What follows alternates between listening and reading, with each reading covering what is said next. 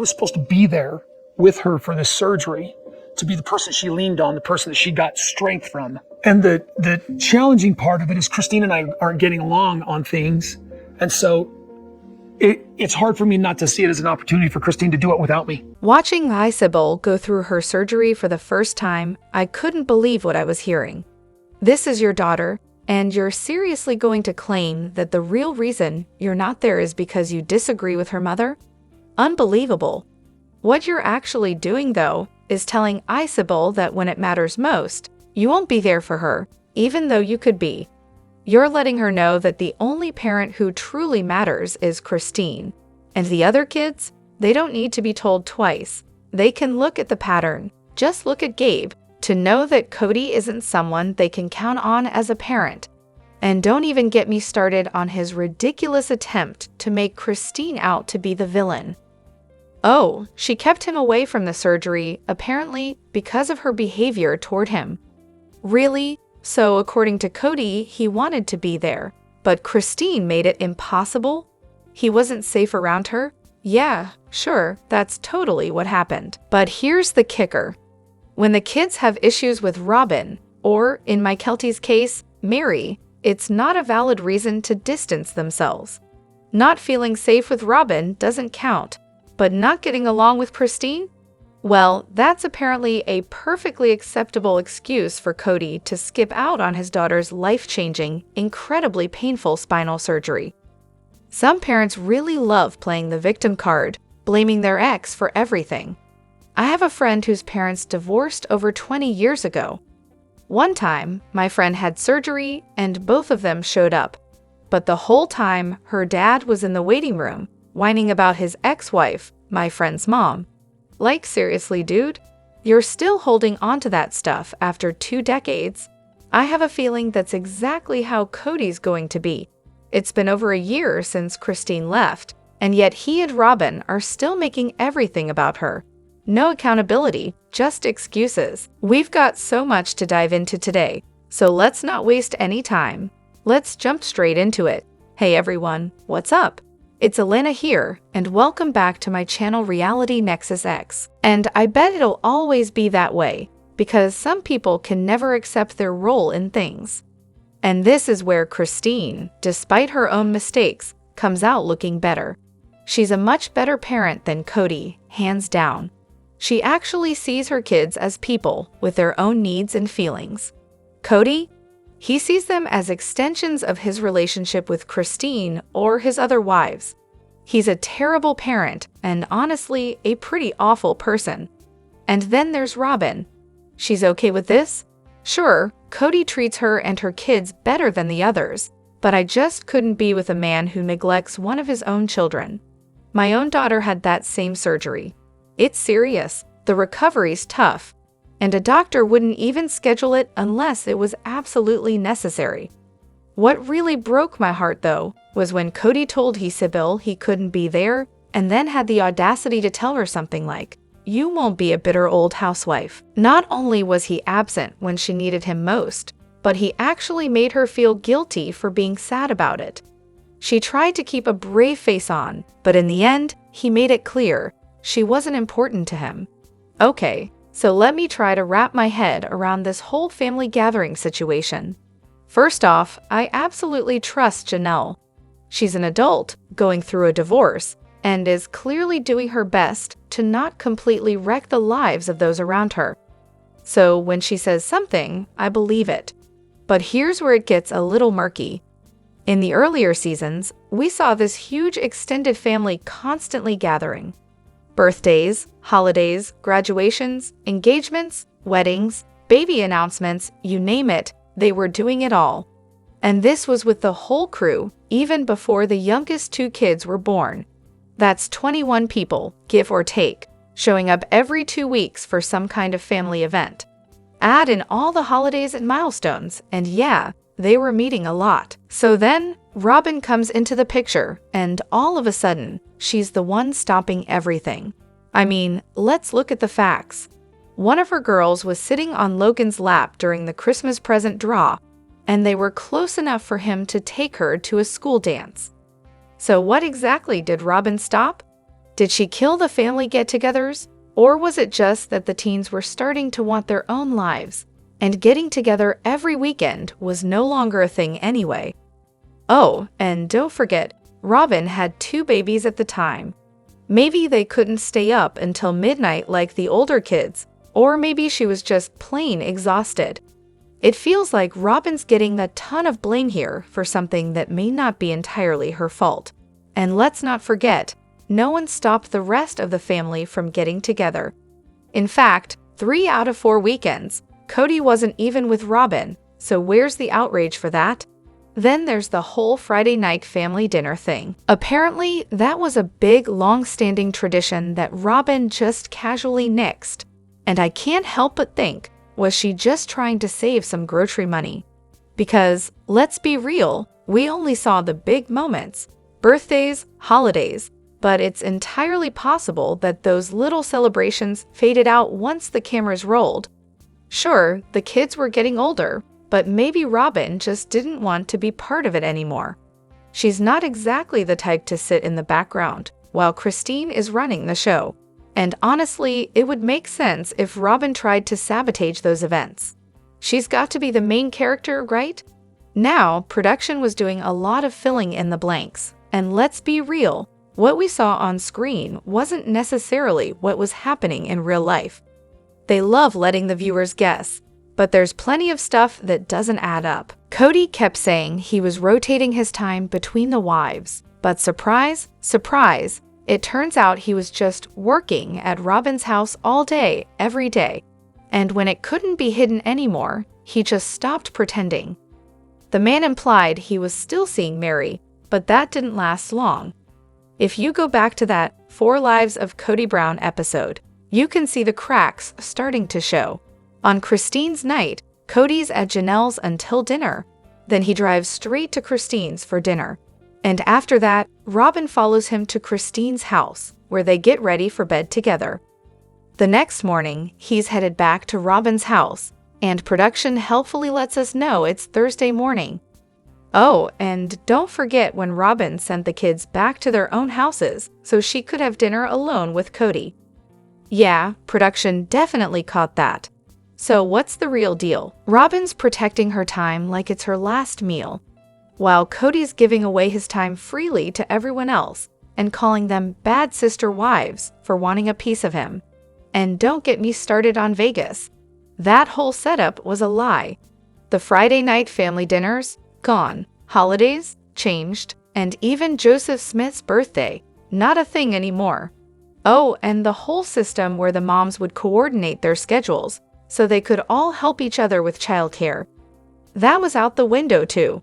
I remember that one episode in Vegas when Christine got so upset because Robyn moved in a relative instead of asking her to watch the kids. That was a major moment, and I think it went over everyone's head at the time. But looking back, it was a perfect example of the family culture shifting. Christine was hurt by all the changes, and Mary was crying about it too. They were seeing the cracks in the system, and honestly, it's kind of wild to watch it all unfold now with the context we have. How is this show failing so spectacularly? Seriously, what's the deal? We've been watching this train wreck for years, and yet somehow it's still getting worse. Does anyone have any theories on how they're messing up the editing and production this badly? They splice together moments where everyone's wearing the same outfits, but pretend it's the next day. I mean, come on. There's literally no new footage, and no one's even forced to film together anymore. I was listening to a podcast, pretty sure it was the Love Should Be Multiplied pod. Correct me if I'm wrong, and they pointed out all of this. I've been feeling bored for a while, but I couldn't quite put my finger on why. Now I get it. This show is a mess. TLC can force 2 spoiled, entitled Karens Looking at You, Robyn and Kody, into the same room to create drama, but they can't get this family to actually meet up at Casa Brava for some good old-fashioned nacho-fueled brawls. Are you kidding me? Seriously though, what is going on? Why is the footage so old, irrelevant, and repetitive? Why is the editing this terrible? Do we have any hope that next season will be better, Or are we stuck with this dumpster fire for the long haul? And let's talk about the timing. I want current events. Isn't a reality show supposed to be happening in real time, or at least within the same year? Why is TLC letting Kody write the script? It's a disaster. Take Mykelti's twin announcement, for example. She tells us she's having twins, then again tells the cameras she's having twins, and later announces the twins are boys at Christine's party. Except in real life, those boys are almost a year old now. Also, Mykelti wearing that fake belly? What is that? It's so ridiculous. Honestly, I get the feeling there just isn't enough real content, so they're filling in the gaps with whatever they can. I've been thinking this too. This show is a job. The Browns agreed to be on it, so there has to be some standard they're held to. The tell-all this season is probably going to be make or break for a lot of viewers. If they don't get it together, I don't know if people will stick around. But honestly, here's my theory. Robyn probably flat out refuses to film with Christine and Janelle. So of course, Kody just rolls over and lets her have her way, because let's be real, he's still the lead on the contract with TLC. What a disaster. So Kody's big promise to Robyn, huh? Anyone else find it a little suspicious that he vowed from the get-go not to fake being in love with her? I mean, who asks for a promise like that unless they've got some experience with people pretending to be in love? It's like he had a checklist for Robyn. No pretending, no faking emotions, just the real deal. Seems like he knew something we didn't, doesn't it? Maybe Robyn walked in fully aware that Kody's family dynamic wasn't exactly the picture of marital bliss, despite her claims to the contrary. Let's be real, Robyn definitely knew the dysfunction was there. It's probably why Kody promised her all sorts of things, like being his one true love, and of course, the fame that comes with being on the show. He probably told her she'd be the star, with everyone kissing her feet. Very charming, right? Meanwhile, the other wives? Oh, just a little slap in the face for them, nothing major. A classic move for Kody and Robyn. Look, Kody loves me. He promised this to me, see? Proof. And honestly, I had to rewind that part. Did he really promise from day one that Robyn would be the one? Just hang on for the show. Robyn, everything will work out.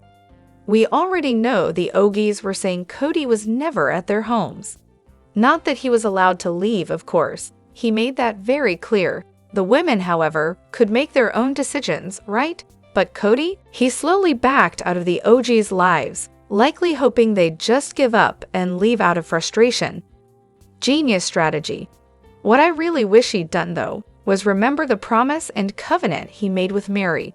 Instead, it's all about Robyn. Every single time, Kody is just fundamentally corrupt. Too bad we can't hit a reset button on people when they totally mess up. Looking back, I do think Kody had some level of affection for Mary and Janelle. Maybe not true love, but something. But when it comes to Christine, oh, he just tolerated her. Seriously, go back and watch the old seasons. It's like every scene he's irritated with her. His one true love, though, Robyn. They're pretty much the same person after all. Birds of a feather, right? Robyn wasted no time shutting Kody down, claiming he wasn't in the right headspace or whatever. Anyone else thinks she just didn't want him to start making promises to Miri and the OG 13? You know, the kind of promises that could be considered verbal contracts and end up in a courtroom somewhere? Robyn was clearly thinking about money and panicked. She's all about securing CP for herself and her kids, no one else. And honestly, the look on her face screamed, "Please don't ruin this for me." She was terrified he was going to say something that didn't line up with the narrative she's been spinning behind closed doors. This moment, probably one of the clearest signs of just how much she's plotting and planning to make sure she's always the one who wins. Kody tells her everything, so it's no surprise that she quickly stopped him from spilling any real plans. Her and Kody? They're set to be on one lot, with their 5 kids scattered on the others. Period. That's the plan, and Robyn sure didn't want anyone to hear it. I'm almost certain Kody was about to say it's only for my loyal wife and kids. You know, Robyn and her kids. And Robyn knew how bad that would sound in front of the cameras. Heck, even she knows how terrible that would look. And let's not forget, Kody is as clueless as ever. I've said it before, and I'll say it again. Kody has a tendency to blurt out vile things when he's angry, things he can't take back. His talking head moments show that cruelty is kind of his thing. Robyn knows it, but she's also not about to let him continue down that path. It's in everyone's best interest that she shuts him down before he digs himself even deeper. Oh, so Kody actually said something that made me stop and think. I can't believe I'm about to admit this, but when he said he tends to make things fit, rather than actually checking if they're a good fit, I had to pause for a second. It's weirdly spot on, like how I used to act in relationships in my 20s. Trying to force things that just weren't working. But here's the kicker. I'm having a full-on existential crisis now because Kody, of all people, said something insightful. I mean, surely it's just like a broken clock being right twice a day, right? Right? Okay, fine, what he said was kind of smart. But it's honestly shocking because self-reflection isn't exactly his thing. Plus, let's not forget, he's an idiot. I'm pretty sure someone way smarter than him made that observation, and he just repeated it like it was his own. So yeah, let's not go giving him too much credit. But here's the real kicker. It's not so much about self-reflection as it is about deflecting blame. Kody sees himself as this heroic guy who tried so hard to make things work because, well, he's just that good of a man. The problem? The wives were a bad fit, according to him. But no, he still tried. Bless his heart. It's like one of those job interview answers where they say their biggest flaw is that they work too hard. We see through it, Kody. Honestly, I think Kody was just a young, horny polygamist who thought more was better. When you're all about quantity over quality, being a good fit is kind of irrelevant. It would have worked out if all the women just submitted, right? But alas, they were young and naive. Polygamy only works for the young and naive, and brainwashed. No hate on my part though. Look, as much as his delivery is sometimes cringeworthy, he has said some things that actually make sense. He doesn't always practice what he preaches, but his words are, at times, on point. Like when he argued with Janelle and said parents should present a united front. That's actually true. But then he went and made his COVID rules so strict that, well, there went the united front part. Edited to add. I'm not saying he's good at actually providing that united front, just that his words sometimes make sense. Anyway, I think a lot of couples eventually realize it's just not working and trying to fix it is a lost cause. But that doesn't mean you should bail and emotionally ruin everyone in your wake. Oh, where do I even begin? I don't know about anyone else, but I just suffered through Meddie's podcast interview, and not because I don't like her or disagree with what she's saying. Honestly, I don't mind most of her points. No, the real problem was the atrocious audio quality. Seriously, it sounded like it was recorded on a tin can. But whatever, I powered through it. Anyway, one thing that did stand out was when she casually dropped this little gem about family dynamics. I'm going to ruffle some feathers with this one, but just because you're blood doesn't mean you're entitled to a relationship with my children. Oh, and the icing on the cake. She also made it clear that she doesn't let people who are mentally and emotionally not okay, Kody, into her kids' lives. Subtle, right? Now, I'm pretty sure she's talking about Kody in the present because, well, Miri's basically out of the picture and hasn't been involved in Meddie's life for years. Janelle even confirmed that Kody hasn't spoken to her in ages, and it's obvious he's totally unhinged at this point.